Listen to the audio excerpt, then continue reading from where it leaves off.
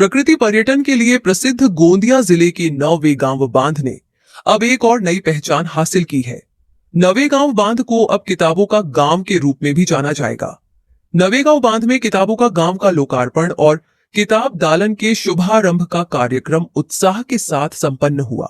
नवेगांव बांध कृषि उपज मंडी समिति परिसर में आयोजित कार्यक्रम में उद्योग एवं मराठी भाषा मंत्री डॉक्टर उदय सावंत के हाथों किताबों का गांव का उद्घाटन किया गया।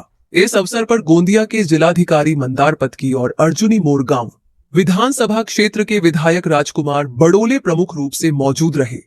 गांव में पढ़ने की संस्कृति को बढ़ावा देने के लिए एक पठन मंच शुरू किया गया है, जबकि आने वाले समय में ऐसे 9 और पठन मंच बनाए जाएंगे।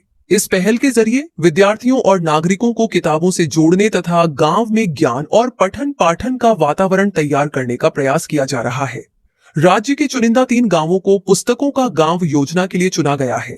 इनमें नागपुर विभाग के पहले किताबों का गांव का गौरव गोंदिया जिले के नवेगांव बांध को मिला है। हा जो परिसर आहे हा ऐतिहासिक आणि साहित्यिकांचा परिसर आहे। यामध्ये पुस्तकांचं गाव आवश्यक आहे अशा पद्धतीची मागणी बडोले साहेबांनी देखील केलेली होती, आमच्या सर्व सहकार्यांनी केली होती। लोकार्पणाला थोडा उशीर झाला आहे, परंतु मी इथं आता आमच्या सगळ्या मंडळींना सूचना दिल्या आहेत की 10,000 पुस्तकं असलेली 10 दालनं हे आपल्याला या परिसरामध्ये सुरू करायचे। या भागामध्ये पर्यटक देखील मोठ्या पद्धतीने येतो, त्याला वाचनाचं दालन खुलं झालं पाहिजे।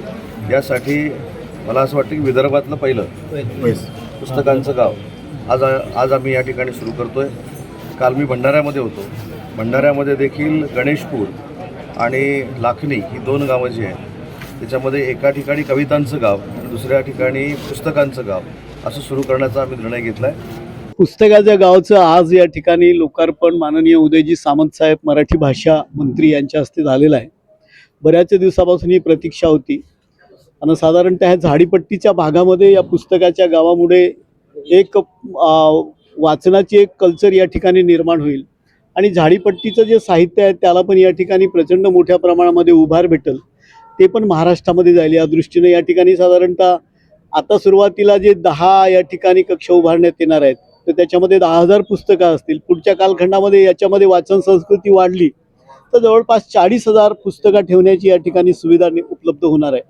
आणि म्हणून माननीय मंत्री महोदयांनी या ठिकाणी लोकार्पण करताना म्हटलेलं आहे का झाडीपट्टीचं साहित्य संमेलन या होईल, आम्ही झाडीपट्टीची अकॅडमी पण या ठिकाणी निर्माण झाली पाहिजे आणि एकूणच हा सांस्कृतिक वारसा या भागातला आहे। मग इकडची गोंडी भाषा असेल, इकडच्या कोहडी समाजाने जे तलाव बनवलेले असतील ते सगळे असतील, तर या सांस्कृतिक परंपरेला जपण्यासाठी या ठिकाणी पुस्तकाचं गाव आणि एक मराठी या अभिजात भाषेचा दर्जा भेटल्यानंतर या भागाच्या भाषेचं जतन करण्याच्या दृष्टीनं पुढच्या कालखंडामध्ये माननीय मंत्री महोदयांना आम्ही या ठिकाणी म्हटलेलं आहे आणि या ठिकाणी उद्योग पण निर्माण व्हावे त्या दृष्टीनं पण त्यांना निवेदन दिलं आहे। तर मला वाटतं या ठिकाणी नक्कीच या भागामध्ये सुरजागडचा एखादा प्रकल्प उभा होईल अशी आशा आपण या ठिकाणी बाळगूया। मराठी भाषेचं संवर्धन व्हावं, ती पुढे वाढावी याकरिता नवेगाव बांध येथे पुस्तकाच्या गावाचं उभारणी झालेली आहे आणि माझ्या दालनाबरोबरच पुढे आम्ही नवेगाव बांध पर्यटन संकुलामध्ये व इतर गावामध्ये 10 दालनं ही आपण सुरू करणार आहे। प्रत्येक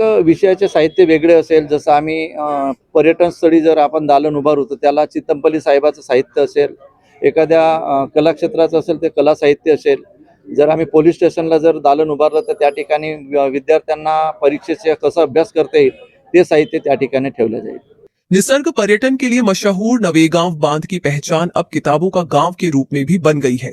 पर्यटन के साथ पढ़ने की संस्कृति को बढ़ावा देने वाली इस पहल से विद्यार्थियों और नागरिकों के लिए ज्ञान के नए द्वार खुलेंगे। यानी नवेगांव बांध में अब प्रकृति की खूबसूरती के साथ किताबों का साथ भी मिलेगा। पठन संस्कृति के नए अध्याय की शुरुआत करते हुए नवेगांव बांध ने किताबों का गांव के रूप में अपनी नई पहचान कायम की है।